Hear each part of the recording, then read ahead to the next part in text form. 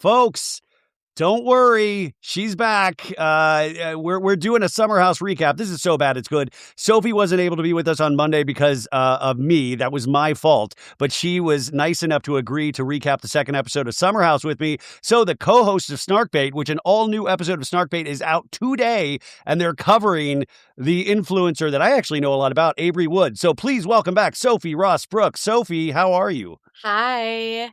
I'm good. We'll do it live. We'll do it live. We'll do it live. We'll do it live. Yeah, no, I'm really excited for this. I've never done like a recap with you after get 5 years. Ready. And by the way, I don't think I've ever talked to you on a Wednesday. Like, this is the Wednesday energy. I know, it's like, you don't exist to me during the week. Yeah, you exist. You're like a weekend person. So I was just telling, well, first off, I guess I got to get your thoughts because the news just broke that, I mean, obviously Jill Zarin has been fired from the Roni reboot, but Dorinda Medley has now stepped in. But she didn't. So what I'm reading from this and what I heard was that Dorinda was always planning on being a part of this, but they just weren't dropping her name yet. But she was going to be in it, not as a full-time cast member, because Dorinda has another show she's working on for Bravo about Bluestone Manor, and she's running it like Vanderpump Villa. And that's like the last episode of that Ultimate Girls Road Trip takes place at Bluestone Manor, which was going to soft launch that show. So I'm confused, but what were your thoughts about this? So Dorinda was always in the mix, huh? In the mix, yeah. That's my Carl impression. I am very, very, it's funny. It's funny that Jill Zarin, I mean, everyone's been saying it. She's been trying to claw her way back onto TV for how many years now and completely fumbles her opportunity again. Every time. Because she was supposed to be on Ultimate Girls Trip, right? With a Roni Legacy. It was Roni Legacy. And she asked for too much money and she got way too involved. She's always kind of done these blunders. Like, she was on Watch What Happens Live and she like filmed, like, I guess she like recorded herself and she got caught recording herself. And then she was banned from Watch What Happens Live. Like, she's done multiple instances.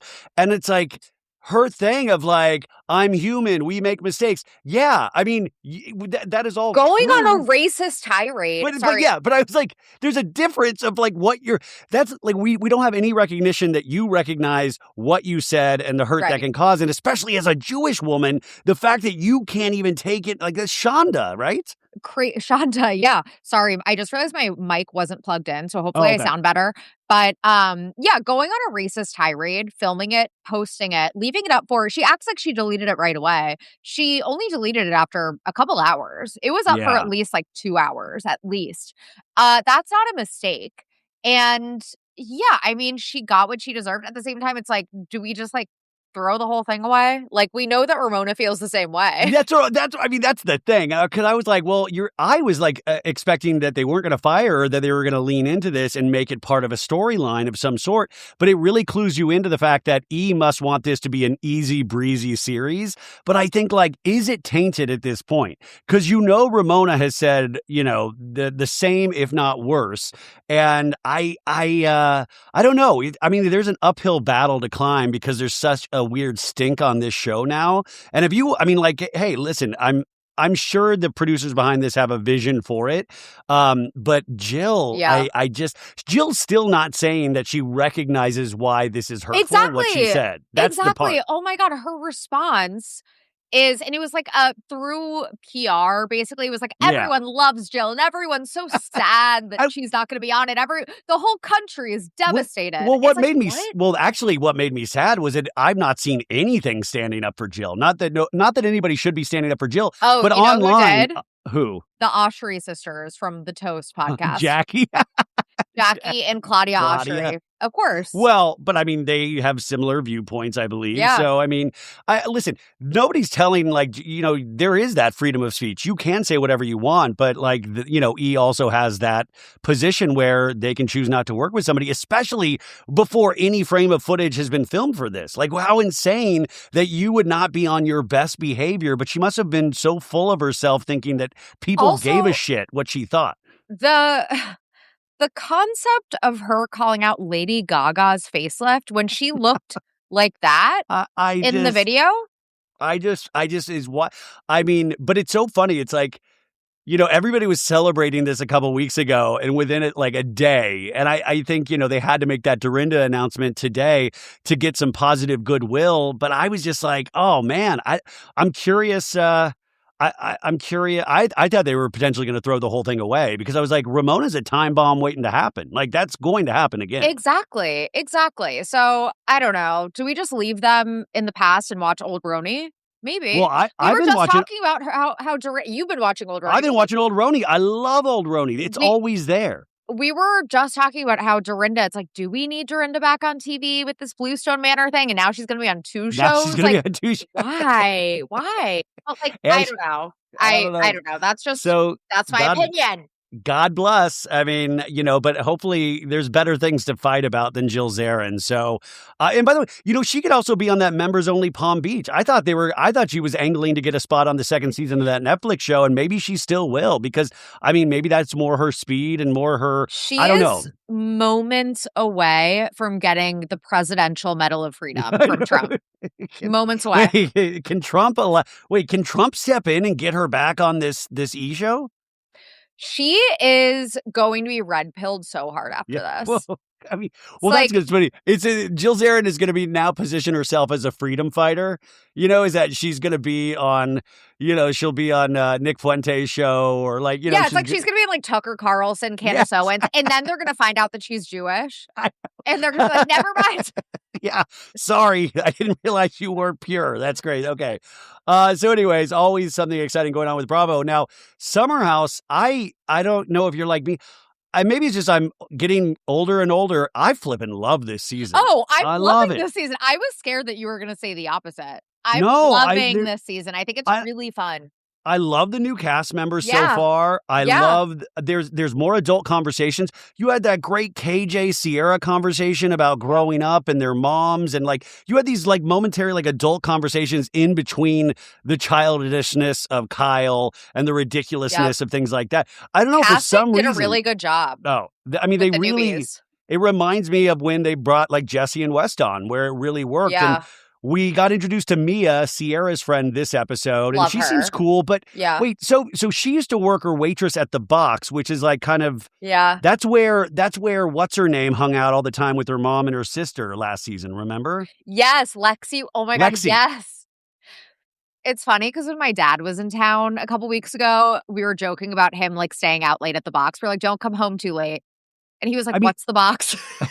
It's basically like naked. I've never been there. Okay, that's what I was going to ask if you've been to the Box. It's like a burlesque, like topless dancers and stuff. But do they do like from what I know of it? But I also heard they do sex shows. Is that true or no? Yeah, like I don't know. I've never been.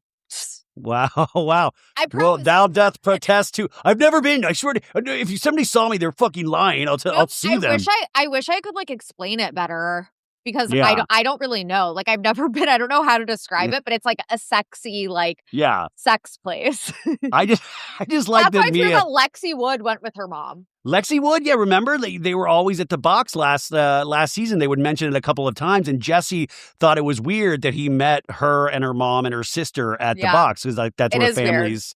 Weird. Yeah, it is weird. So we met Mia, and then we have the new dude, Ben, the Australian bachelor guy. Yeah. What do you think of him?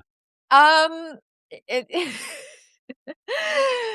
think that like I like him. I think that if I had to guess, like out of all the newbies who would be one and done, I would say maybe Ben. Like we haven't seen his personality that much. It's like, oh, we got it. You're a hot model from Australia. Well, you know what's nice though? It's like it's nice when we can sexualize men, how we sexualize women, because we got a full ass shot of Ben changing. Full ass with Ben, and we get all his modeling shots. And I think that's good even for the women of the Summer House to be able to like thirst and sexualize a man. And so I was like, that's great. But Rebecca pointed this out. His hair looks like Little Orphan Annie. His hair is Little Orphan Annie, and there's like a little bit of, I don't know if you're too old for this, Sophie. There used to be a show called Felicity, and it was like Carrie Russell cut her hair like one season. It was long, and then it was short. Yes. That looks like Ben's hair, what Carrie Russell's hair turned into. You know how I know that? From I Love the 90s on VH1. I remember that was part of I Love the 90s. Open the schools. Open the schools. I love the aughts. They need to bring that show back. Wait, The Sun will come out tomorrow in an Australian accent. The sun will come out tomorrow, make your boredom doors of gold. I love when hot people are like, I'm shy. I'm really shy. And I'm like, of course you're shy. You're hot. You've never had to develop a full personality. Yeah. Um, That's okay, how so I used to feel about Sierra, but Sierra's personality has come out a lot in recent seasons. everybody argues that reality TV is bad for you, being on reality TV, and I would usually agree, but I will say Sierra is one of those like asterisk marks where I'm like, I've seen her personality develop for the better. Like she's actually has a real personality now, and like the real Sierra is shining through. I mean, like I find her very interesting where I did not find her that interesting 4 seasons ago. Yeah, totally. I completely agree. Okay, so I was telling Sophie, obviously I went on that Bravo Sailgate thing in San Francisco, and Wes Wilson and Kyle Cook were on the boat we were on, and we were on that boat for like 5 hours. And I was telling Sophie, I'm completely charmed by Wes Wilson. And you were like, ugh. And wait, I was trying to tell Rebecca, weren't you telling me last year or the year before that like Wes Wilson likes butt stuff? He allegedly, all alleged, did anal with Hallie Batchelder, a New York City influencer, because they both posted the same oysters one night. And then she recorded a podcast like the next day where she was like, oh yeah, so I went on a date. He ended up fucking me in the ass. But oysters are an aphrodisiac. That's why. And so that was apparently Wes Wilson. Congrats. Well, also, maybe congrats on the butt sex. I hate to say this, but maybe we're sharing too much in podcasting. I mean, maybe we're just sharing. Maybe we all know too much about each other. Speaking of Avery Woods, that's what I mean. We're talking about. Yeah, like I don't know. I love sexual freedom. Talk about sex, like normalize it. But it's like I actually don't need to know when you do anal. Like I just don't. Yeah, but maybe now we're tampering on people's freedom of speech. Like, but I'm like, at the same time, because I was talking about on Monday, like Lala, she keeps talking about like hooking up and sex stuff. And I like, that must really sell. But I could just never picture myself wanting, I don't know. Anyways, mine are just all embarrassing sex stories anyways. And by the way, I mean, you go deep on your Patreon on the... we've told some risques. You go deep, yeah. Well, we did one episode where we were like, let's talk about like our craziest like dating misadventures and stuff like that on Patreon, but that's behind a paywall, so I feel like that's different. Well, I was just plugging the Snarkbait Patreon, you guys. Thank you. But Wes Wilson, so I talked to him a bunch, like, and he was like, really good natured and all of that stuff, but he was just like. I was like, oh, dude, that scene with Kyle busting out Amanda for the weed in this episode. He was like, dude, man, like I didn't even want to be there, man. And like, it's crazy. Really good guy. But then Kyle, I was telling Sophie that Kyle gets on the boat and he comes up to me because we know each other a little bit. And he was like, dude, what's up? And I'm like, and then the first thing he says before I even say hi, he goes, I got the screener for this week's episode on Friday. And I was like, yeah, I watched it too. And I was like, not good. He was like, tough stuff, man. Tough stuff. Can you imagine watching your marriage fall apart? Oh, and by the way, he was wearing his wedding ring on the boat. He was? Yeah. I wonder why. And I don't ask like, hey Kyle, why are you wearing that jewelry? But like he was wearing. Wait, no, you should have. What do you mean? I know. You didn't ask? Because I don't want to ever push because of because then if I know the information, I'm probably going to spill the information. Ryan, do you want to be the next Nick Vialli or not? I don't actually. I genuinely don't. Which, by the way, did you see that? I love Sally Carson went out and said on Page 6 Radio that Nick and Natalie Vialli called Austin Kroll and apologized, but they have not apologized on air, which first off, that's not Sally's place to say.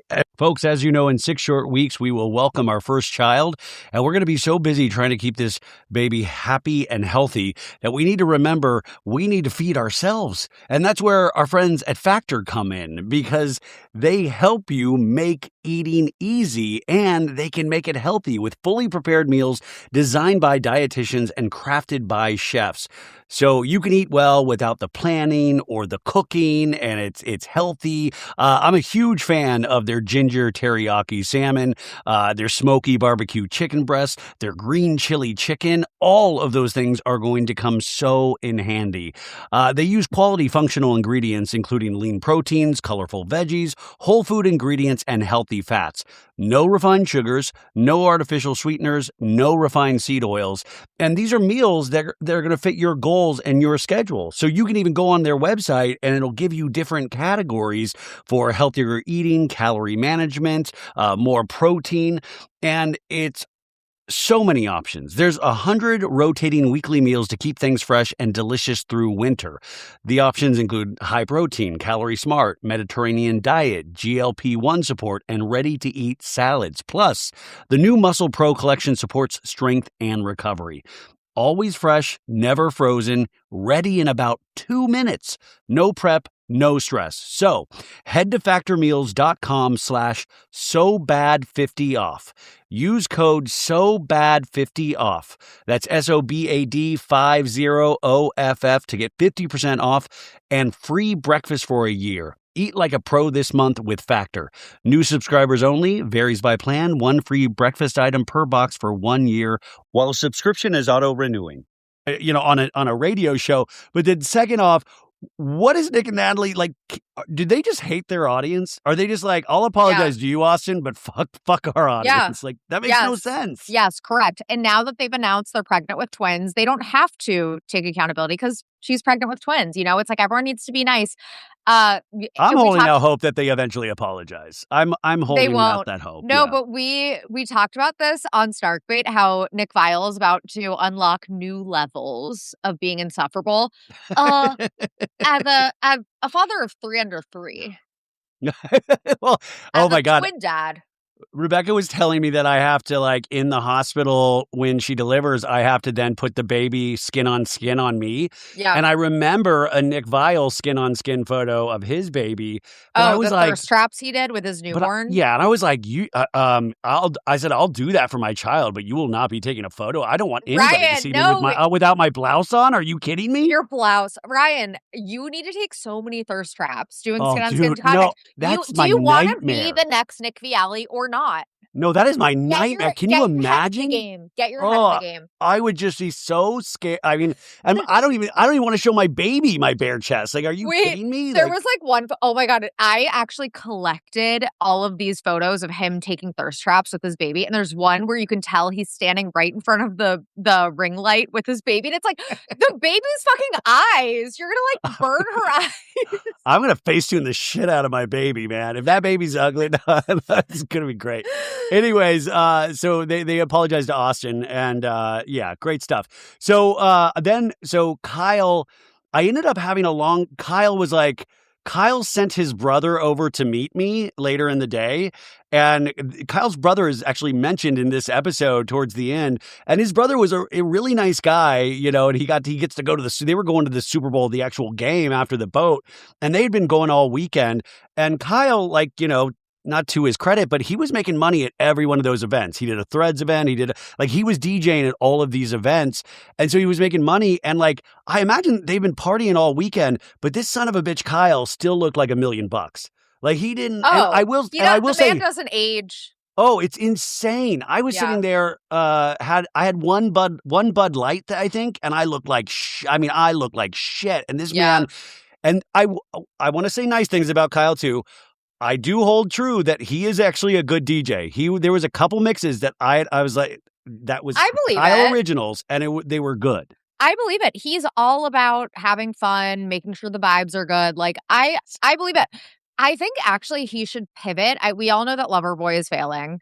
DJing, he's apparently doing really well at it.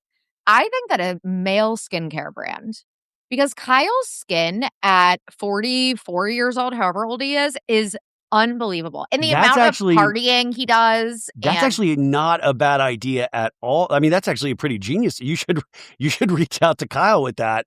But wait. To your point, though, about Loverboy failing, you got to read this article. I just had Brian Moylan on. He wrote this article for Inc. magazine saying, is Bravo turning into the next QVC?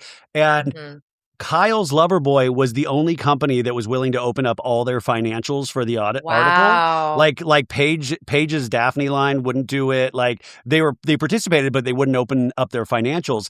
And what was found is, weirdly enough, is that Loverboy has made mistakes, but Loverboy is still highly profitable. And Loverboy continues to grow, even though they've had manufacturing issues, and they had like a couple of things when they were rushing to get into production because they were trying to get on the show. Like they've kind of learned from certain mistakes, and now they have a THC drink, I guess. But like the article, you would really actually dig it, and I think Christy would like it as well. Breaks a lot of things down, and the other thing the article, I'm shocked this hasn't kind of been passed around more, is that towards the end of the article, Kyle reveals that the Loverboy split with Amanda has been worked out. That like how much of Loverboy Amanda gets, it's all been signed, all been done, because they have no prenup. So it has been settled without any fights or anything like that. Hopefully she's not on the hook for any of his debt. She's not. Good. Okay, good for her. Good for her.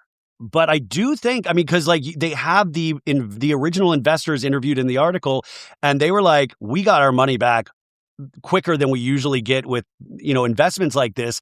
And we would invest with Kyle anytime. Wow. It's like, that's surprising to me. I need to read this. But that's what, I mean, the thing with Kyle actually comes from a business background, and most Bravo celebrities do not. So he had a lot of things in place where a lot of and he was doing it himself, and they never had to spend $1 on advertising because of Bravo. Yeah. And so like every other brand, you have to put all this money into advertising. Right. Loverboy has never had to do that, according to the article, which I was like, okay, so that saves like a huge, like the power of Bravo. And they said the Bethany clause where you owe Bravo 10%, that is a true clause, but they don't have to do that until Loverboy sells.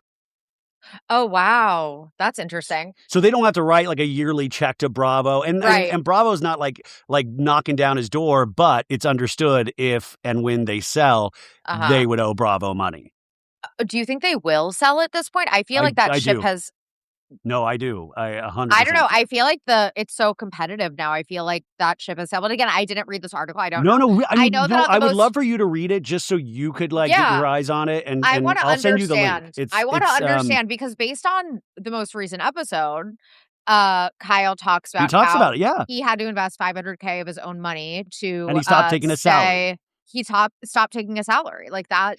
But that was good. Like at what point do you call it and say, this isn't sustainable anymore? Unless it's a really smart business move where you're like, okay, this is our bottom line. I want to make sure we get to this next, quarter and being able to pay off our investors. So I'm going to take less and less money because I can make more and more money DJing. The one thing that we're leaving out here, folks, is where Kyle is completely horrible at is his relationship with Amanda. I mean, we see it. Like, there is no way, and this episode highlights it once again, because Amanda now is completely checked out. I mean, she's so fucking over it. Were you ever like this with any, like, past boyfriends where it just got to a point where you're like, I'm done? I mean, I've definitely gotten to a point with ex-boyfriends where I'm like, I don't like him anymore. But the way that they are so toxic and have been for years together, and I think they were so... it's like the sunk cost fallacy. We've talked about this before, where it's like, oh, well, they've invested so many years, their childbearing years and all of this time, and they're intertwined with all these, business ventures together. I think that that's so crazy that they let their relationship go this far because they fucking hated each other at the end. It's very obvious that they despised each other. I think they still despise each other. I don't think Kyle has accepted that it comes off like he despises her. I think he is still telling himself he is completely in love with her. I agree with that. He's not understanding his like human emotions, where I think Amanda got to a point of like, dude, I asked you to do two things. I asked you to do two things and you can't do them. Well, women and men are different. Like women will be checked out. Women will be checked out of a relationship for so much longer before it actually ends. Like, you could tell that Amanda was like, wait, you're right. Like, Amanda was so much more over it than Kyle was. And I think also Kyle with like the DJing thing, it was another example of him choosing putting work before his marriage, because to him, he was like, I'm doing this for us because me DJing, I get to promote Loverboy and I'm going to bring us more money by DJing. But it's like, that's not like, Yeah. sure, but like your marriage is falling apart right in front of you. Like, Yeah, what are your and priorities see, here? where Kyle, I think, even Kyle's so funny. He wants to DJ, he wants to be part of the nightlife, but he's going to find a way to make money so he can lean on that as an excuse, but also truly make real money because he makes real good money doing this. And the thing that really was the darkest part of this episode, I don't know if a lot of people caught, was that Amanda says they have the first weekend at the summer house and then they go back the second weekend and they never talked about it. They never talked about the first weekend at the summer house where Kyle was like, I feel alone. How dare you show your boobs to like all these, to Jesse and Wes. Can you imagine, Sophie, if at night, Henry, you guys never talked about something that bothered you or your day? Like Rebecca and I talk now all the time. Could we assume they talked about it during the week off camera? Maybe. But you know what He said no. She said they did not talk about it at all. Oh, that's right. That's right. But remember when Alex McCord in Early Roni is like, I am taking this modeling thing seriously. I'm not doing, oh, I'm a model. Look at me. I want to make real money from this. That's Kyle with his DJ. But if Alex McCord had just hung on a little bit more, I believe she could be, and I think she's like happier for Alex McCord, you guys from Roni. I know she's happier with the family but like, I wish she could have seen the real money. I wish she could have been in like 2025 Bravo, and really make that real, like when they get all these influencer deals and Alex was like right before the time where all that happened. Yeah. Bring Alex back for the Roni. I just made a post. Bring Simon back. That's a housewife as well. Don't even bring Alex. Just bring Simon. Like Simon invited himself to all those Roni events anyways. Yeah. Kyle's brother did tell me on the boat though, because I was like, well, the business. We were talking about the business, and he goes, Kyle's always just been like type A, and like even as a kid, he was like going door to door selling things, and like it was. I mean. It is funny. So that's Kyle's strength, but relationships is not his strength. And we see that over and over again. And if this is where we're starting, like this is only 2 episodes in, like, do you think we ever have a respite where they actually like each other at all this season? I think it's going to be a long summer. That's so funny also, like when you read the early life Wikipedias of like billionaires, it's like they went door to door selling newspapers in the 1950s. Like that's what I picture Kyle doing, like literally in the 1950s. I mean, and then like that's what I mean. I just like watch TV, and these people are out there like making a buck. I never had the business acumen. God, well, this article was so great because it even said Carl Radke is interviewed in it too. Which, by the way, they're franchising Soft Bar. They're opening other locations. It says. Wow, good for Carl. Good for Carl. I mean, good for Carl. And that's what I got to. And also, we got to say, man, Carl is a perfect example of. You might be a little dorky, but God love you, man. Like, you seem to be really solid, and it's really nice to see. Wait, what did he say to Levi and Bailey? He was like, so were there any young suitors for you ladies? It's like, you are such a dad. And when he's like, who wants bagels? I've got, hey, ladies, I got some schmear with some bagels. If you'd like a schmear on your bagel. He's literally the house dad. But I'm so curious what happens next season because we know that Kyle and Amanda are going to transition in the city and they probably won't be back on Summer House. I don't know. I feel like the new cast. Kyle will be there. 100%. You think so? Oh, yeah. So do you think that means Carl's going to be back? Because Carl's not on In the City. I think if Kyle's back, Carl will be back. And at this point, I would actually argue bring Carl back. It's really nice to see somebody, I don't know, like I feel like it's really fun to watch Carl be comfortable in his weird skin, where it's like, it really seems like, I don't know, he's really providing a role as like the big brother or father of the summer house in this kind of weird way. But we do know from the preview, he makes out with Bailey at some point. Carl does? Yeah. Did you watch the season trailer? Yes. And everybody's like, whoa. And everyone's like, oh my God. Yeah. Yeah. So that's hot. Well, I mean, I always wonder, because they have those night vision cameras, does Carl like whack off at night? Like, because I know, like, I'm sure Wes and Jesse would be, I feel like Carl would be ashamed of that. We are talking once again about our friends over at Mint Mobile. I got my dad set up on Mint Mobile over the holidays. It was so easy to do. But We all know there's every group that there's someone who insists on doing things the hard way. You know, that friend still paying for a subscription that they forgot they had, or that one refusing to update their phone because it still works. I used to be that person. My family are like those people, and especially when it came to overpaying for wireless. And then I switched my dad, and I'm about to switch myself to Mint Mobile, and I am so glad I did. Stop paying too much for wireless just because that's how it's always been. Mint exists purely to fix that. Same coverage, same speed, just without the inflated price tag. The premium wireless you expect, unlimited talk, text, and data, but at a fraction of what others charge. And for a limited time, get 50% off 3, 6, or 12-month plans of unlimited premium wireless. You can bring your own phone and number. We did that with my dad. You can activate with eSIM in minutes and start saving immediately. No long-term contracts, no hassle. And with a 7-day money-back guarantee and customer satisfaction ratings in the mid-90s, Mint makes it easy to try and see why people don't go back. So, are you ready to stop paying more than you have to? New customers can make the switch today, and for a limited time, get unlimited premium wireless for just $15 per month. So switch now at mintmobile.com/sobad. That's mintmobile.com/sobad. Upfront payment of $45 for 3 months, $90 for 6 months, or $180 for 12-month plan required. $15 a month equivalent. Taxes and fees extra. Initial plan term only. Over 50 gigabytes may slow when network is busy. Capable device required. Availability, speed, and coverage varies. Additional terms apply. See mintmobile.com. No, yeah. It's funny because remember season 1? There was no like awareness of the night cameras. Like I think they knew they were there, but didn't actually think the footage would be used of them like being naked having sex. And like they actually like Kyle and Amanda having sex, Everett and Lindsay having sex.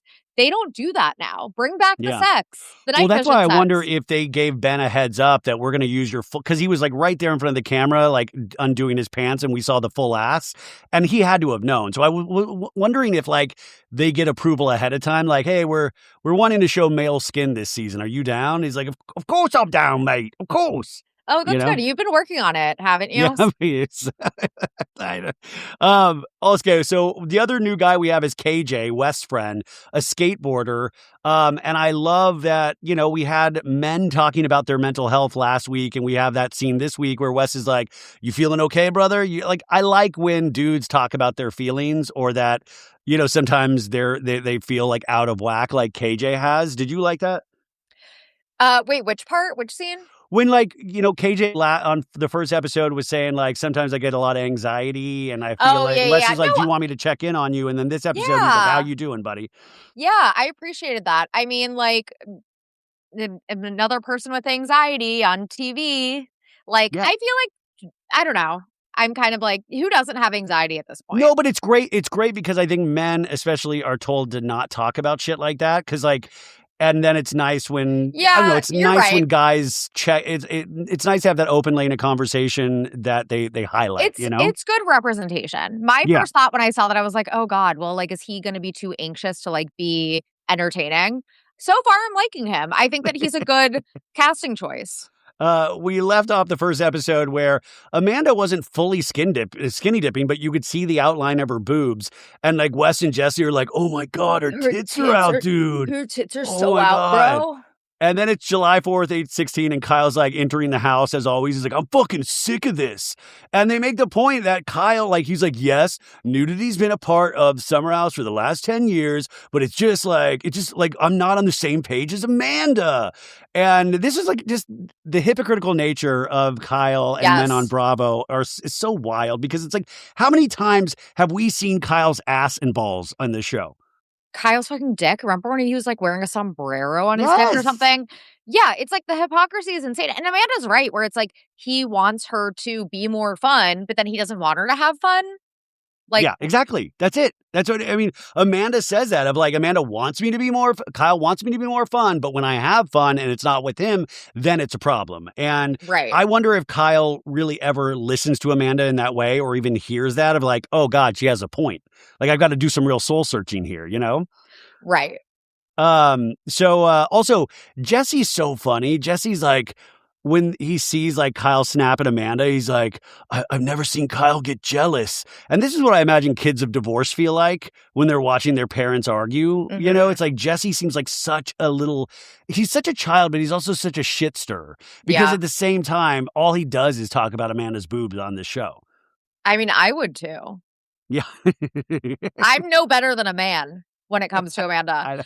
But yeah, when they were out at the bar, and was it Jesse who said, so like you guys aren't having sex then if she's always, because Kyle was talking about how she's always high, which like is so funny because it's like, oh, she smokes weed every night, falls asleep on the couch.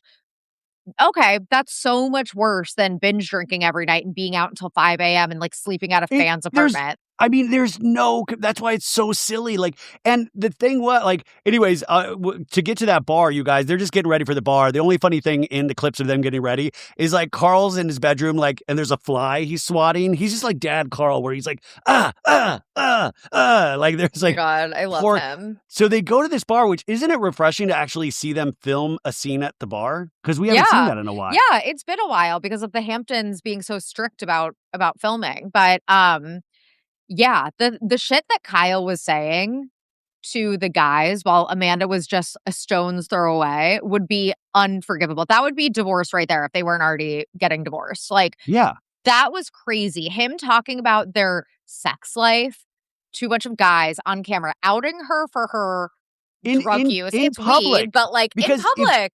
If you and I happen to stumble upon a summer house filming, you know I would be trying to eavesdrop as much as possible. Oh, absolutely. And then that means I would be like, did Kyle just say Amanda smokes all the time and they don't have sex? Like, that is wild. And Kyle like is talking to the dudes and he's like, there's so many things that Amanda and I need to talk about. I shouldn't say this, but she acted like this the last 2 years. She smokes weed every night. And Wes is like, well, like, and what? Like passes out? And then he goes, when do you fuck? And Kyle's like, good question. And Wes is like, never now, or like less than you like. And Kyle's like, if she smokes weed every single night. And Wes is like, oh, so no. And Kyle's like, my apartment looks like a frat house because she's chaotically living. And then they flash to the apartment and Amanda's not even doing edibles. She's like smoking joints. They have like joints in the ashtray. Oh yeah. He said that it smelled like weed.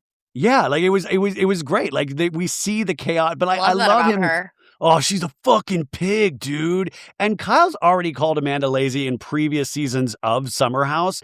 So I just imagine the tension that they live in when Kyle comes home at 4 a.m. He's like, this is why I stay out so late, because it's a fucking pigsty in here. My God. It's just like, I can't with Kyle's hypocrisy. And also, it reminds me of when he outed Carl's drug use. And like, you could argue, yeah, he has every right to feel slighted that his friend that he hired is not taking his job seriously. But to out his drug use on national television, and like, he's doing the same thing to Amanda. Like, I don't think Amanda, I mean, she probably doesn't care that much, but like, would she want everyone to know that she like smokes weed every night? Like, I don't know. Either way, it's her business. It's not his business to share. And meanwhile, he is the one fucking binge drinking every night. Like, how is that better? But it's like Kyle, it's like a weird kink that when Kyle has a couple drinks and he gets upset, he feels that it's necessary to reveal information about either Carl's cocaine use, Amanda's weed, which by the way, like, I'm just sorry, like weed, yes, it's, you know, it's what it is, but it's like not, I would have loved I would have loved Kyle like secretly filming Amanda where she's like, smoke weed every day. Ryan, remember when I used to record high every single time I would be high? Yeah. And then people were like, Sophie needs to stop getting high before recordings because I would be I don't remember that, but I remember. I would be really slow. I used to, when I first started, I would drink for the first couple years of I would do recaps just hammered. And that now, like, I can't even imagine. I still think I'm funnier when I'm high. But like, I don't podcast high anymore because now I'm like, this is a business. Chrissy does drug testing, you guys. It's not good. Yeah. Chrissy will out me for my drug usage. Yeah. But Kyle's like, I can't even hire a fucking cleaning company. There's too much shit. And it's like, he goes, it's like a serious case of the hoarders. And Wes is like, yeah, but have you brought it up to her? And he's like, yeah, I begged her mom to come into the city and help. Like, what does that mean? Like, I begged her mom to come in and clean the apartment? Or what do you mean by that? You begged her mom? Did you see in the preview for next episode when Kyle goes, "We have 4 problems: compatibility, intimacy." I can't remember the rest, but he was like listing that. I was like, yeah, you guys are not at all compatible. Yes. But then she goes, her mom came and Amanda piled a bunch of shit into the back bedroom. And I'm like, yeah, that's how adults clean their house, Kyle. Like, what else is she supposed to do? And at this point, Amanda goes to eavesdrop and she's like right behind Kyle. And she's like, I'm not here. And then Kyle doesn't realize, like, doesn't know what she heard. He's like, now I feel bad. And then KJ pipes up and he's like, hey, like, we're here for you, Kyle. And Amanda's like, here for him? What do you mean? What the fuck? What is going on, Kyle? And Wes is like, holy fuck, KJ, I can't believe you just said that. Amanda's like, somebody better tell me. This will not surprise anyone, but I used to wait until the very last minute to reorder my contacts. We call that the last pair of contacts panic. Or you'd be completely out and you would be stuck wearing your big, ugly glasses. I mean, yours are great, but mine were ugly. Now I don't even have to worry about it because my next set is always on the way from 1-800-CONTACTS. They're the only major contact lens retailer that lets me renew my prescription online so I can get my contacts fast. 1-800-CONTACTS has fast, free shipping and delivers the same contacts my doctor prescribes right to my door, all without ever leaving my home. Now, for over 30 years, 1-800-CONTACTS has been the leader in online contact lens delivery with millions of contacts in stock and award-winning customer service. Here's what sets them apart from everyone else. They offer free, fast shipping on every order and have over 100 million contact lenses in stock, ready to ship from their distribution centers across the country. They have free returns, and exchanges mean that you can order confidently. They even offer unbeatable perks like free torn lens replacement. They also provide a way to renew your contact lens prescription from home with their online vision exam. It's called the Express Exam. It takes less than 10 minutes and gives you a doctor-issued prescription you can use to buy contact lenses. No other major retailer makes prescription renewal this easy. Their best price guarantee also means if you can find your contacts at a lower price elsewhere, they're going to beat that price. That's a promise you will not find anywhere else. They also have extra discounts for new customers on their site, and their 24/7 customer support is there if you ever need help day or night. Getting contacts doesn't have to be a hassle. Let 1-800-CONTACTS get you the contact lenses you need right now. Order online at 1-800-CONTACTS.com or download the free 1-800-CONTACTS app today.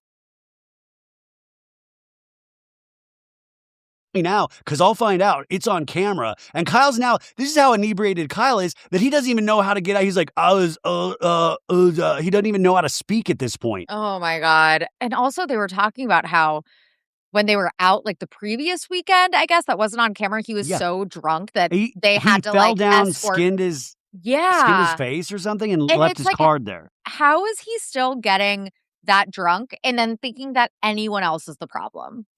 Anyone else has a substance abuse problem. Like, come on, Kyle. Just the lack of self. And I've always been a Kyle defender because I do think that he's genuinely. I like Kyle. I like him a lot. I love Kyle and Amanda separately. And that's why I'm happy that they're separating because they're not compatible. They weren't happy together. I think that Kyle is a good person deep down, but I think the lack of self-awareness is just astounding. And I do believe he stresses himself out about financial burdens and shit like that. But it's like, yes. And I do believe there is an argument of like, yeah, he does everything for Amanda. Like he does her tag, all this shit. But like, if you don't have communication at some point where that is annoying you or like you need to step up in these ways, I don't know, you're obviously it's going to be a train wreck at some point. It's just never going to be right. But I think he needs to do I think he puts himself in that position of I need to be leader or I need to make sure people are having a good time. And I think that's always where you get into trouble. I think Sandoval, Sandoval was a little like that too, where he just like, I want to make sure everybody's having a good time, dude. Kyle's like that in a different way. But Kyle tells Amanda, I want companionship and friendship, and you don't give me anything. And Amanda's like, you want to talk about companionship? There's nothing more, like this is ridiculous, Kyle. And he's like, I'm putting up a smoke signal. I need help. Which like Kyle, was that like a weed joke? Was Amanda like a smoke signal? Nice. And then Kyle's like, I told you, and walks off. And Sierra like hugs Amanda, and this was an interesting line. Said, "Did he just storm off?" And she goes, "Keep it cute, Amanda. People were in public. People are recording, and you see people watching them." And I thought that was interesting as well, of like having to put this brave face on in public and not like lose your shit. Yeah, on when you Kyle actually want to murder him. Yeah, exactly. Anyways, everybody's getting back to the summer house. 11:31, Amanda and Sierra get back. 12:44, Carl, Kyle, and the girls. The only people that come back in later at 2:16, West, KJ, and Jesse. Carl in a talking head says, "I would take my shirt off for Kyle. I would go out of my." Is that the proper use of the phrase? I would take my shirt off for Kyle. I think I would give him the shirt off my back. That's it. Okay, I was like, something doesn't sound right here. But he says, "I would go out of my way to help him, but he's going through a harder time than people realize, and I don't know how to help him." He also, it seems like it was that confessional was filmed after the separation. Was like, yeah. He was like, they always have issues, but this time it feels different. Yeah, exactly. West, but I love West coming in drunk and turning on Kyle's DJ equipment. This is like going to the dark side. This is like when like Luke is trying to get, like Darth Vader's trying to get Luke. Like, West, stay away from that DJ equipment, dude. It does bad things to people. Yeah. It's like the Green Goblin mask. He goes, "West, don't you want to play sick beats with us?" That's how he's. "Oh, hey, Kyle, dude, your DJ equipment was calling to me." It's 9:08 a.m. on a Saturday. Carl texts everyone for their bagel order, and Bailey and Levi are in their bedroom going, "Carl's the nicest man to ever walk on the planet Earth." And then they're like, Carl's like, he's like the muscle machine after he broke that machine at the fair party, you know? And they flash back to Carl's crazy face when he broke that like strongman machine. And then they talk about how hot Ben is. And what do you think? So Sierra goes to Jesse's room and lays in the bed. What do you think of their relationship so far? I mean, I'm getting flirty vibes. I think Jesse has flirty vibes with everyone. I think Sierra is under the spell of Jesse's her male friend. That like he's like the male, like he put himself in the Paige position of like, I want to be part of the bed rotting crew. And right. I think Sierra trusts him as that, but I think like a drop of a hat, he'd be like, "Oh, hey, did you notice my friend? That's little Jesse, my boner." Like, I think he would do that immediately. I think that Sierra, I mean, but in the preview for the season, remember Jesse, there's some hints at Jesse asking Wes for his permission to hook up with Sierra. So I think there is some flirty undertones. I think that Sierra has, and we talk about this on Starkbait too, she has a problem where she doesn't realize how hot she is. Yeah. And so she needs validation from these like stupid fuckboys. Yeah. And so I think that part of her. I have the same issue. Yeah, I know, Ryan. Deeply insecure. It's sad.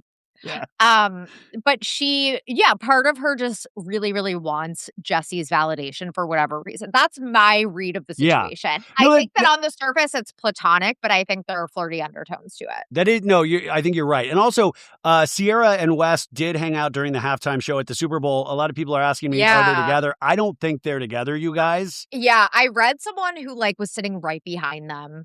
Saying that they were watching them all game instead of watching the Super Bowl. They were watching Sierra and West. That's that would be my Super Bowl. That's literally my Super Bowl. I don't know what's going on with football. Yeah, they said that they were not like touchy-feely at all. Like it definitely seemed purely platonic. Which is great though. If they can hang and like enjoy that friendship experience. Yeah, they've come a long way. Yeah. I love that wake up the next day and Amanda's going out of their bedroom and Kyle's like, "Where are you going?" And Amanda just goes out. And then Amanda used Find My Friend to go up to Jesse's bedroom and hang out with them. And Kyle downstairs is like, "Where the fuck is everybody?" And Kyle walks over to Jesse's room and like realizes they're in there. And he's like, "I'm so sick of this fucking energy." Yeah, he goes, "I'm sick of this fucking energy." And then he goes out and like goes on an angry run. And that's like the kind of shit I hate Kyle for, because like I'm sorry, man. Like, I have never been able to exercise if I'm hungover, and this man's out there Oh, like this man is built differently. The DNA is built differently. Point he blank. literally is. Like, he's, like, not human. He's a freak of nature. He can get up at 6 AM, go to Barry's boot camp, go on a run, look amazing after drinking until 4. It's very upsetting. Jesse tells the girls that the party got fun when everybody was jumping in the pool, and I think the subtext was there. It was like, once I saw the outline of your boobs, Amanda, Yeah. and then the party got real fun. I mean, Sierra, yeah, obviously, like, what could be better than that? Jesse would be in one of those like bad 80s films where he acted like a gay man for the entire film just to hook up with women. Oh my god. Jesse is like an 80s, like, Yeah. kind of like bully at the high school, I feel like. Oh, yeah. Well, but see, Kyle is also that, like, Kyle looks like the type of an 80s bully. Yeah, yeah, like, he's, like, at the ski resort. Yes. And And he has like the he's like, turtleneck on. whoever gets to the bottom of the mountain first gets Kelly. Yeah. It's like, and then it's like, wait a sec, Kyle, you stole one of my skis. Hey, man, there's no rules. Sorry. See you at the bottom. No Like, rules on the mountain. Yeah. Anyways, Jesse's like, the three amigos back at it again when the girls are in the bed with him. Carl comes with the bagels, and he does. Carl, I love Carl because like Carl goes, "Hello, bagels are here." He's like, yoo-hoo. Yeah, yoo-hoo, bagels. And we find out that Levi got her face cut by a donkey. Carl asks Bailey, like you said earlier, what she's looking for in a guy. And that's when Ben walks in and they're like, ooh, they want him. Also, they left on Saturday. They go back to the city on Saturday. Don't they usually stay through to Sunday? That's what I thought. I So don't know, they but now cut a it's day. different because none of them have like real jobs anymore. So it's like That's they true. can like play by their own rules. We're pretending that we have like things called weekends when the whole week is a weekend. Yeah, but that's what I miss about like the first 2 seasons. I know. Well, I mean, we'll get. I mean, because these new girls have to have jobs. KJ, we see, is in New York. He's at a skate park. Yeah. Wednesday in the city, Ben is feeding his plants and talking to them. And then we cut to this bar. You know the bar, the Skylark? In New York, yes. Yeah. So that's where Lindsay Hubbard is back. She's with Sierra, and Amanda's meeting up as well. Lindsay lets us know that Gemma is the happiest baby. So proud of her, and I'm so proud of myself. I dealt with the breakup with Turner, the baby daddy, and we did it in a way that Gemma hasn't felt a thing. And she says, I literally raised so many man babies in my life. I've had lots of practice. And did you enjoy seeing Lindsay? Yeah, I did. I missed her. It was good to see her back. And it seems like her and Sierra and Amanda have like a genuine friendship going on, which is nice to see. And Lindsay tells Amanda when she gets there that he just had a conversation with Kyle. And she's like, well, in typical Kyle fashion, he started unloading about you, Amanda. And he said he had a bad weekend and he was pretty defeated. And he said, I thought Amanda would spend more time with me. And then there's 5 other guys, but they're all single and I can't talk to them about it. And Amanda goes, that's all he does is talk to the other guys about me. What are you talking about? So I love that Kyle has that relationship with Lindsay where it's like we were talking about something else and then Kyle moved it to a conversation of like, fucking my stoner wife, dude. Fuck her. Yeah. A hot stoner wife with a my great hot rack. Stoner wife. But Lindsay says, sounds like he feels really alone in the relationship. And Amanda says, which is fair, but there's a reason he feels that way. I'm happy he found the creative outlet of DJing, but there's another part of me that's pissed. The 2 things I asked him to change was DJing and going out late. And he has chosen to do those. When I asked him to, work on, I hear constant rumors about Kyle. Kyle was in the corner with so-and-so. I get DMs all the time. And he's like, there was one night he went out with his brother. Kyle fell asleep at some fan's apartment that was having a house party. And Lindsay, they have a shot of Lindsay looking absolutely disgusted. Like, are you like a fan? Yeah. Our fans are disgusting. It sounds like the noise from the Bravo audience, and I don't blame her. It sounds like the noise from the Bravo audience really got to Amanda. How could it not? How could it not? It's like everyone was telling her to like dump Kyle, and everyone's, talking about the rumors and the nastiness of Kyle, like out with other people and flirting and being seen with other women in a corner somewhere. Like, of course that would get to anyone. But I feel like it finally, like, she like had it. And I don't blame her. And she says he came back at 6:30 a.m. This was back in February. So we're in July right now, and this happened in February. And Sierra's like, that's fucking insane. And she's like, it's been 10 years. He can't do this forever, and I can't put up with him doing this forever. Then on Thursday, we meet Bailey, meeting up with...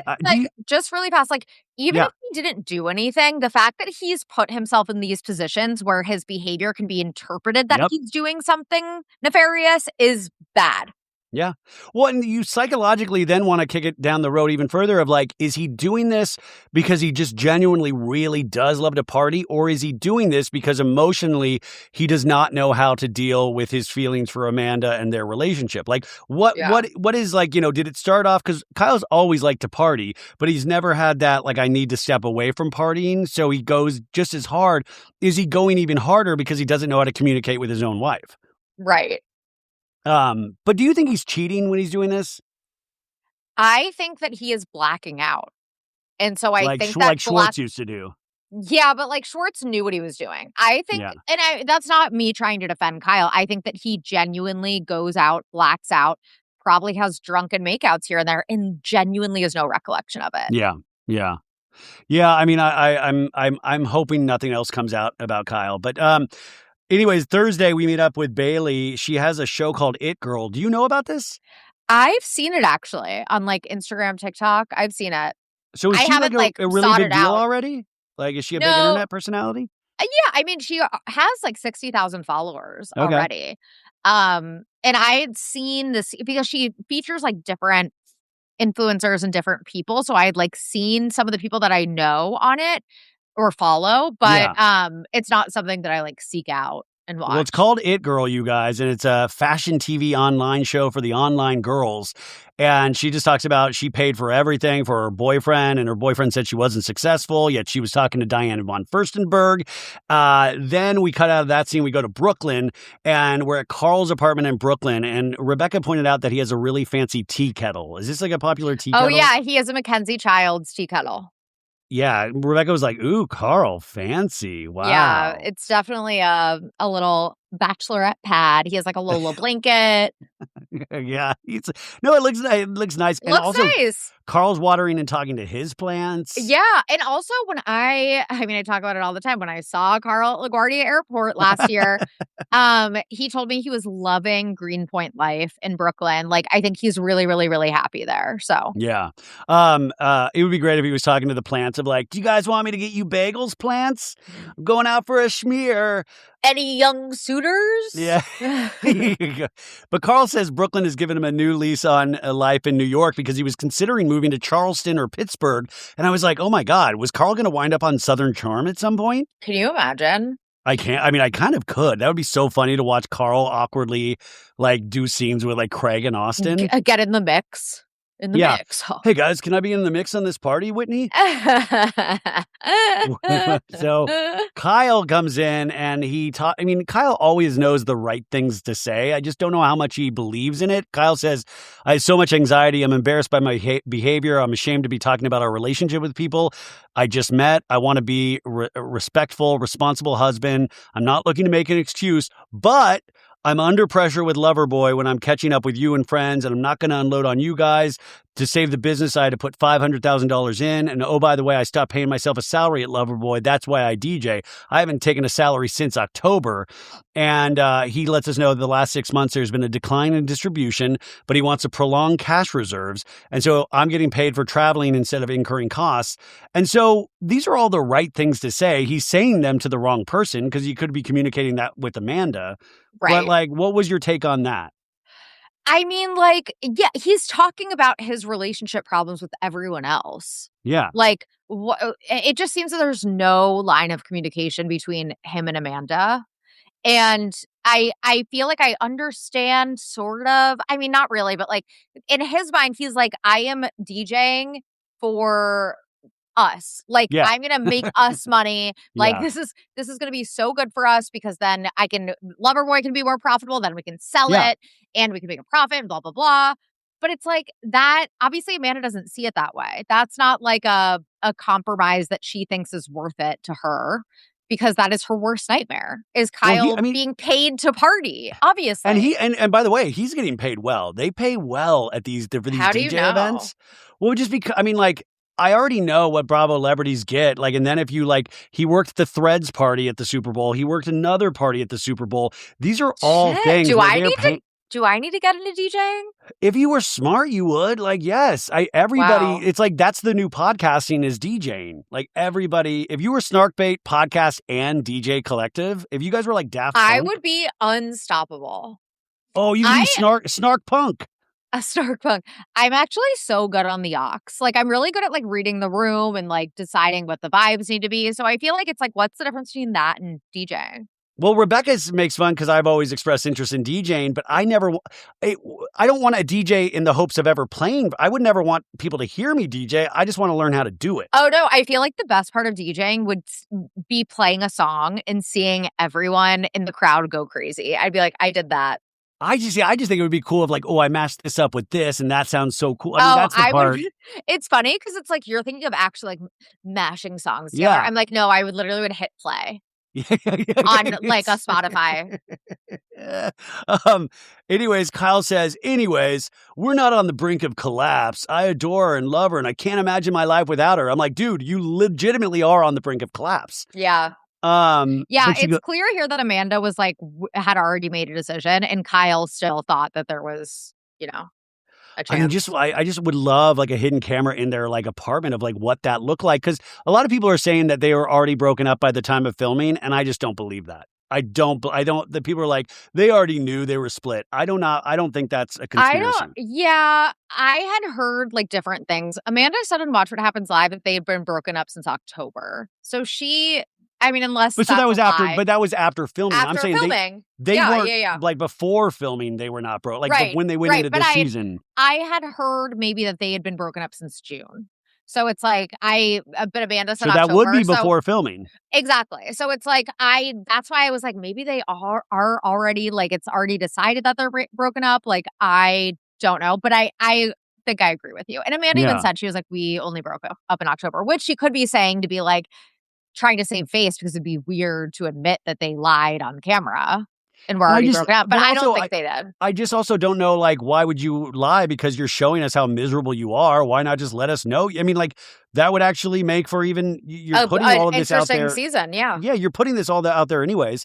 But anyways, he tells Carl, she pushes all the responsibility on me and it gets reduced down to something not recognizable to what's going on, but I'm not going to correct her, which already seems like a bad way to think about things because I'm like, maybe you do need to have that conversation where you try to correct her and she can express how she feels. Exactly. I will say there were a couple people on the boat I was just on Sunday. These weren't conversations with Kyle, where a lot of people were not digging Amanda. They're like, well, Amanda's like, she is kind of lazy and stuff. And I was like, I just don't see it that way. Random people on the boat? Well, people I knew. No, not anybody, not a Bravo lover. Okay. Just other people that were there. Yeah, like I have seen both. The majority of what I've seen are people that are like, quote unquote, Team Amanda. But I'm also seeing people that are like, well, like, obviously, Amanda is laying around all the time. She's lazy. She doesn't want to work. She's whiny. She's mean to Kyle. It's like, yeah, I guess you could make the argument that she wasn't helping the situation, but I think there's a reason she was acting like this, and it's because she was depressed because her husband was making her depressed. And also her husband had cheated on her. They were, listen, there are no, because I truly like both of these people. And that's like weird for me because usually I have a pretty like, totally. I hate that person. I think that's the consensus among the Bravo audience is that people for the most part like both of them. Yeah. I think that Amanda never forgave Kyle for the cheating and therefore should have never married him. Obviously, I think it's clear that she still had major trust issues and she never. How would you not? Yeah. How could you not? But you have to decide to completely let it go if you're going to end up marrying someone because without trust, what do you have? That is true. Yes. So now we're a new weekend, Friday, July 11th, 3:23 p.m. All the Wes, Jesse, and KJ are in a car. Kyle, Amanda, Carl, and Ben are in a car. There's new lawn furniture outside the summer house, which is exciting. Kyle's like, I assume it's proper outdoor furniture. And Amanda goes, I didn't check the labels, Kyle. So I was like, oh, we already started off like being snarky with each other. Yep. And this is where Amanda says there was no discussion about last weekend, no acknowledgement, like you want to talk about it, and I'm not doing shit, as Kyle has told everyone but me. So I'm ready to talk when he is, but it has been nada. the girl, Bailey, Levi, Sierra comes with her new friend. Oh, Sierra's not there yet. So Amanda's alone. Amanda's like, oh, I have nobody here. And Kyle's like, you have me. And he's like, you forgot And that she last also weekend. and she also said that in front of Levi and Bailey. I was I like, know. that's how they're right there. Yeah, That's I why know. I always think back to when like Amanda felt left out when it was like Lindsay and the Workus Yeah. twins. And it's like she has done the same thing to every new girl. Again, I'm still team Amanda. But yeah, but like, I mean, like a girl, I mean, but maybe she is so sometimes awkward in how, like, you know, it's like, Yeah. maybe she's not one of those, like Kyle's so gregarious and he goes up to people and is like, what's up? I'm Kyle. Like she's just not like that. So she's probably like, it takes her a long time to get used to somebody. Maybe. I don't know. I love that I'm making excuses. I think that's fair. Do you like that Jesse, upon entering the summer house, did an I like my suitcase, a little Baron Trump? Did you hear him do the I like my suitcase? Is that a reference? That's Baron Trump. That Baron video Trump of Baron Trump as a kid when he's like, I like my suitcase. What? When he's like 5 years old. I'm like so online. I've never seen this. How do you not type in Baron Trump? I like my suitcase. That's actually really funny of him. Yeah. West comes in another wild outfit that weirdly works. And Carl's like, what are you wearing, West? Pleats? And he has like a huge sun hat. And somebody goes, just went from 6 to midnight with that outfit.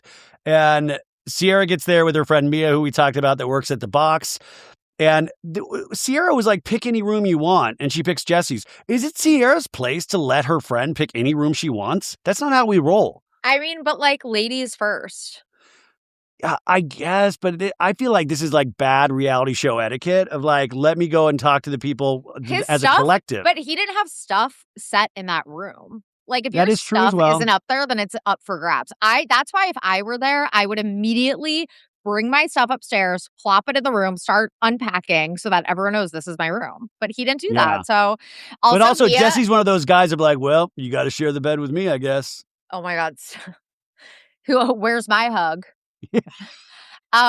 Sierra and Mia also make like chicken parm and like spaghetti or something for dinner, which sounded so fucking good. I was like salivating. That's what Rebecca said too. Yeah. When I was watching, I was like, oh my God, I want that. So I got hungrier watching that meal than I do watching like Top Chef for some reason. I was like, that sounds do you know good. who I met on? You know who I met on Sunday? Tom Kristen? Colicchio. Oh, Tom Colicchio. Yeah, but you know what's funny? You could tell he was nice. He was nice, but you could tell he was just like, what the fuck am I doing here? It was like Dorinda and like Candace and all that, and like Tom Colicchio's a real artist. Like I would have been so starstruck. Oh, I was nervous as hell to say hi to him. And I used to go to Craft Restaurant. Oh, like that was like. Yeah.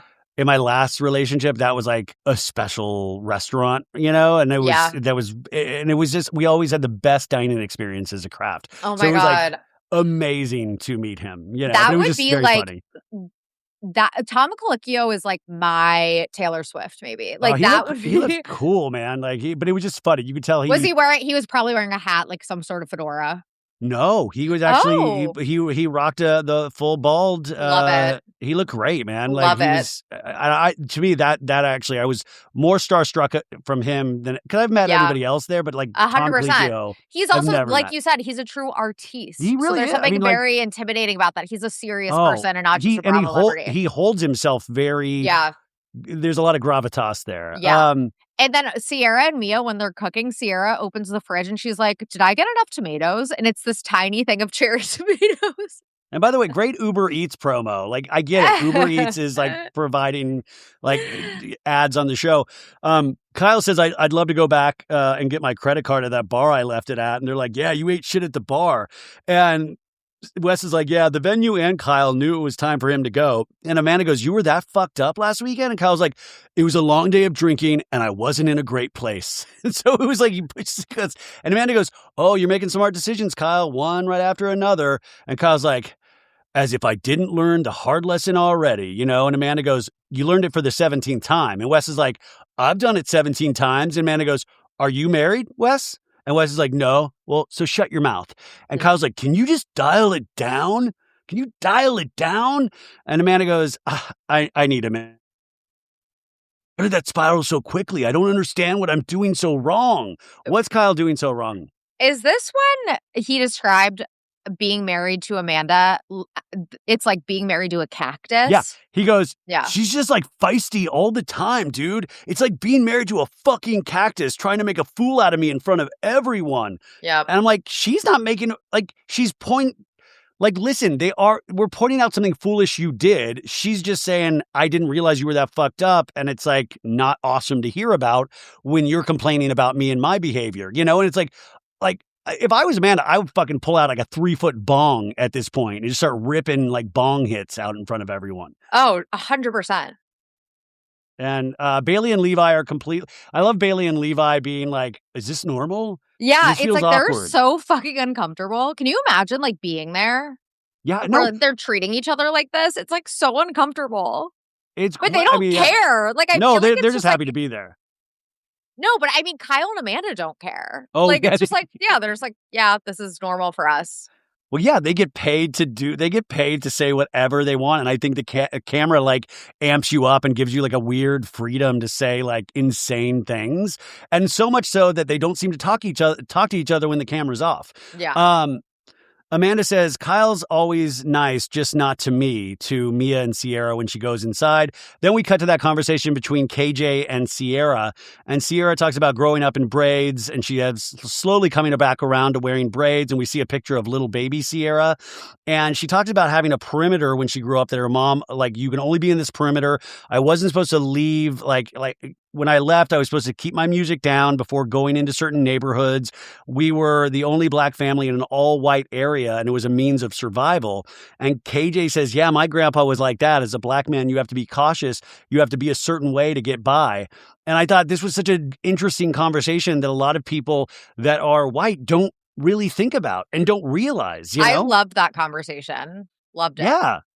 And by the way, they weren't like, woe is me. They were just talking about their experience, you know? And I thought, man, you know, I've told this story before, but it's like I worked at this bar and we had 2 bar backs, Artis and Brandon, and they were late one time and they came, I thought they were lying to me. They were like, oh, we got pulled over by the cops. And I was like, what? What'd you do? And he was like, DWB. And I'm like, what's that? Driving while black. And he's like, dude, we get pulled over like 3 times a week.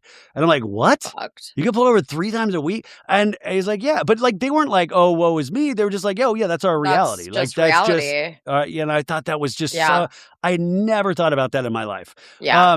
Anyway, Sierra says that her mom's 64, but in my head, she's always in her late 30s, and there's a pressure to get my shit together so I can take care of them. And KJ says he felt a lot of pressure when his parents split up, and he had to take on the role of man in the house, even though he wasn't asked to. And Sierra points out that her and her mom had not been on steady ground.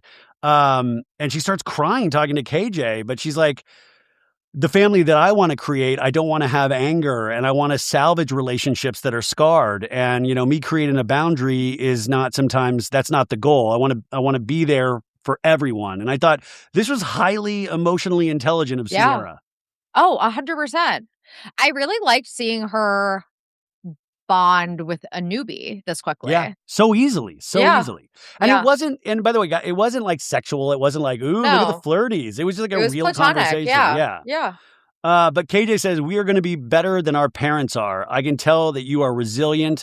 You are strong as a person. And then they have one shot of West watching them speak. And I didn't know what that shot meant. Was that like, oh, West good on my boy? It's supposed to show that West is getting like jealous. That's what I was wondering. Was that shot meant to be like a little like, why is West talking to my girl, you know? Yeah. Anyways, we get to the dinner, which is our last scene of the episode. And everyone's dressed in their nice dinner clothes. Do you feel like Jesse Solomon is kind of holding back so far this summer? I'm sensing some weird, like a little bit. I'm sensing some weird tension between him and West, weirdly. Well, and I think, see, if I had balls, I would have asked West on Sunday. I would have been like, dude, did you and Jesse's friendship take a dip at any point? Because it does like West seems like he's good with anybody, but the closeness is not there. And I wonder if there had been any distance, or did he distance himself in a certain way from Jesse? And having KJ there actually makes it easier to do that. Yeah. I don't know. That would have been a good question if you actually were trying to be like a journalist for once. Well, they'd always say, they'd be like, this is off the record. Yeah. I asked to smell West's fingers. Hey, buddy, can I smell those fingers? I'm sorry. Because he likes butt stuff? Yeah, he is. I hate you. I just put one in Dorinda's stink. Sorry. God. Sorry. I'm so sorry. I'm sorry. Ryan. I'm sorry. This is my Wednesday attitude. Anyways, there's a big long table and Jesse's like, oh my God, I get to sit in the middle finally. Because last season he was at the very end with Lexi and that was like the dinner. They just talked the whole dinner, Lexi and Jesse. And anyways, Kyle does a cheers and he's like, to old friends, and like to new friends. And, it's like, that's what this is all about coming out here. This is what it's all about.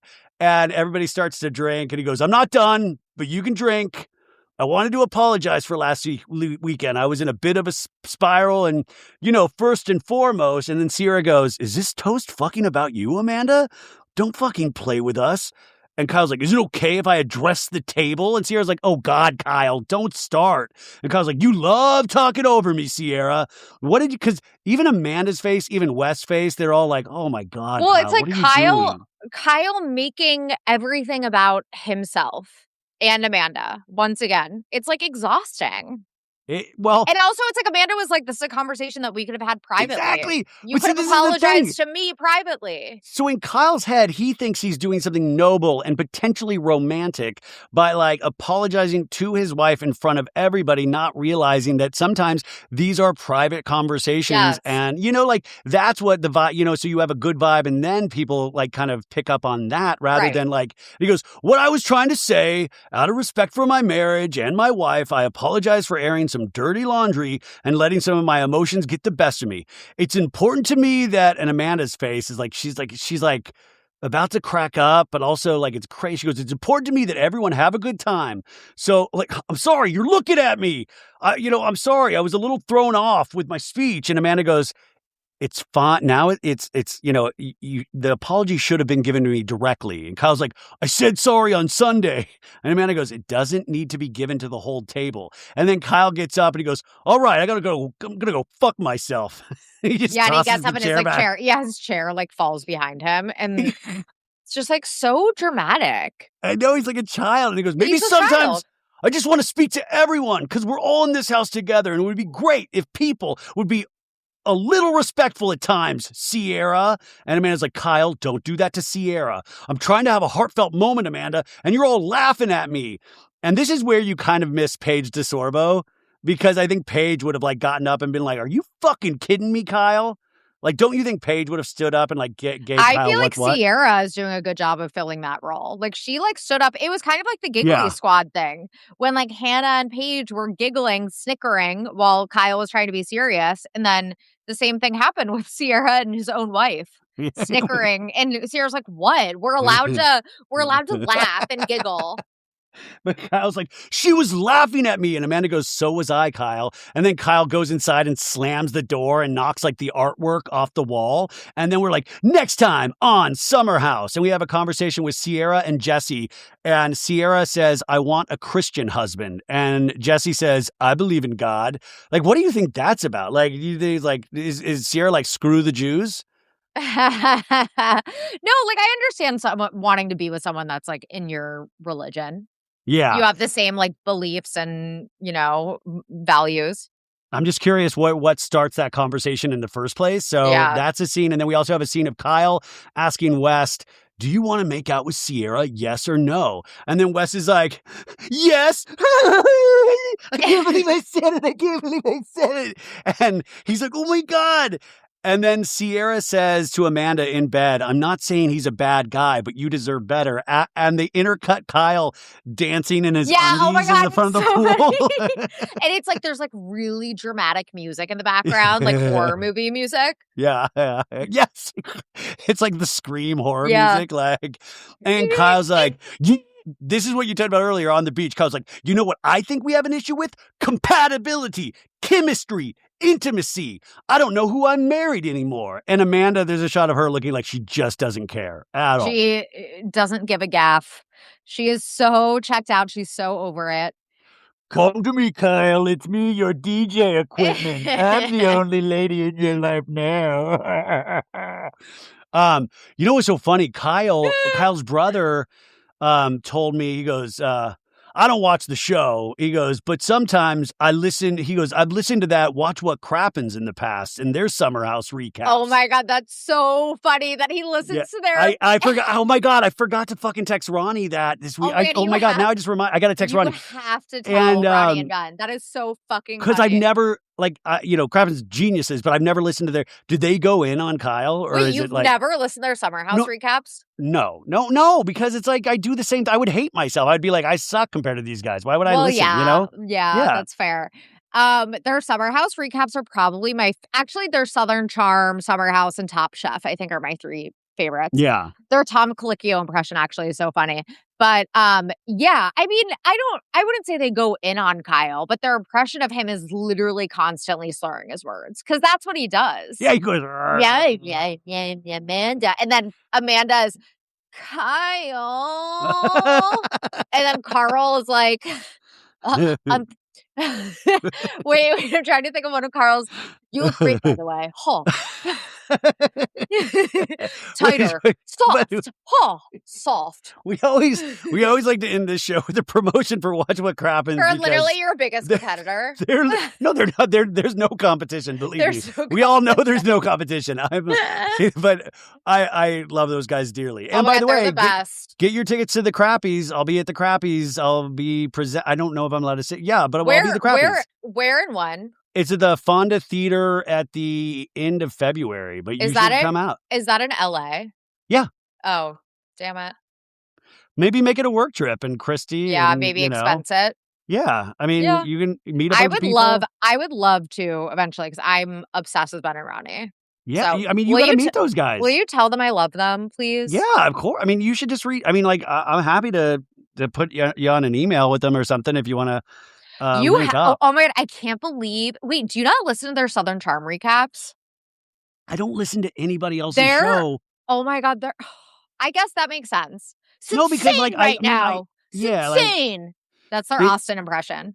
They're the best. But anyways, what I was going to say was that Snarkbait, an all-new episode about Avery Woods, is out today, and they also had Dark Energy Tuesday. Make sure. And also, we had a really good Patreon episode yesterday about the Pussy Posse, a deep dive into Leo, Lucas Haas, and Tobey Maguire. Lucas Haas, who I was like, who the hell is even that? Lucas Haas is still like he was at the Super Bowl with I think DiCaprio. He goes. He was on the boat too. Who wasn't on the boat? Like he was, I mean, that Lucas Haas, and Lucas Haas was a child actor before DiCaprio was a child actor. He just never reached, no one in the Pussy Posse ever reached like Leo's status. And it's funny because Leo was also like the ringleader. So it's like he was the ringleader. He was also Did you talk about that movie? Did you talk about that movie, Eve's Plum? Don's Plum. Don's Plum that never came out. We talked about everything. We talked about, the Elizabeth Berkley like fight. There was some like dark shit. So highly recommend. That's on our Patreon if you're interested. This was a really, really, really I do wonder if money ever exchanged hands to kill off stories about certain behaviors Leo had in his early years. Because his PR team is impeccable. The fact that he has such a sterling reputation, no one knows anything about him. Yeah. And back in the 90s, he was like famously a womanizer. He was a hothead. Yeah. He oh my God. And that's why I always kind of was like, with Chalamet, I'm kind of like bummed that I feel with the Kylie thing, it was like this, even though they're obviously allegedly in love, it's like this weird mistake where I'm like, now I feel like I know too much about you. Even though I don't, I feel like I know about you and your taste just because you're with Kylie. He lost his mystique. Yeah, kind of. I mean, I know that sounds shitty, but kind of. I need you to disappear into a role. Now when I watch him, I'm like, oh, was he Yeah. Kylie bouncing on that last night? Yeah, that's right. Exactly. Or like, was Kylie reading lines with him last night? Like, how does that, like then I just start thinking about Kylie and you don't want to do that, She was like playing Gwyneth Paltrow when they were practicing for Marty Supreme. She's like, so what, Timmy, Marty, so what if this dream of yours doesn't work out? Yeah, Kylie's never fully learned to read. So it's like always sounding things out. He's like, babe, just sound it out, babe. Come on, baby, please. He's gonna win the Oscar this year, I bet. Though. Anyways, you think? I do think because I think I think the Josh Safdie stuff I think is actually. I feel like I have not, except for you and me, I have not heard that. Really wow. I don't know. I feel like it could be Leo's Wagner. year. See, Leo's already had a year, and then I hear that Wagner Mora from The Secret Agent is amazing. I got to see that film still. I don't know. I guess we'll see. I feel like for some reason I just have a feeling that and I would love for Timmy to win. He's been nominated so many times, and he deserves it. I don't like when people have the attitude of I deserve to win. Like, and I know that's a fucked up thing with me. No, it's the best. But like performance. he goes, I've been putting on top tier work, and it's like I deserve this. I'm like, dude, you know how many great performances there are out there? He's like Ilya Malinin, or however you say it, from the Olympics. He calls himself. He calls himself Quad God. It's like you have to be this cocky to be the best. Like I've accepted that he's like so fucking cocky, Timothy, but it's like, of course he is, because he's the best. He needs to be in order to be great, just like any athlete or anyone. But I just have a feeling know what it is too, that the Marty Supreme role is just, it's like the role like celebrates an asshole. Like the guy's the Marty is an asshole in that film. He's like he's a white Kanye in that film. Like he's an asshole that like really ruins people's lives and stuff like that because of his inner belief in himself. And so I think that was why I never truly connected, even though I knew it was masterful work. It just never got me on an emotional level ever. Anyways, so Snarkbait, you guys also remember they're doing 3 live shows, one in Los Angeles, one in Boston, and one in New York, correct? Boston. Or one in Chicago? No, Chicago and New York. So maybe go Boston get tickets. One day. Yeah, maybe Boston one day. Look at the cockiness. Maybe Boston one day. You're like Timothy. Maybe Boston one day. Maybe London, maybe Paris, maybe Sydney. Okay, you guys. Bye, Jill Zarin. Bye. Bye. Sorry.